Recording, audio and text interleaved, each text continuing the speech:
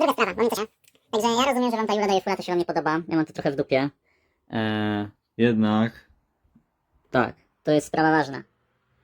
Klikamy na Pixel. Ten gościu, to ja widziałem go. On jest w szpitalu psychiatrycznym na Mącznie. My go badamy od pewnego czasu. Dalej. Tutaj jakieś X ktoś postawił. A tu jest ten sam zjeb. Dalej. Tyle co to jakaś choroba chyba jego. O, tutaj ktoś się pode mnie podszył. Ta osoba, która się pode mnie podszyła, to ma subskrypcję na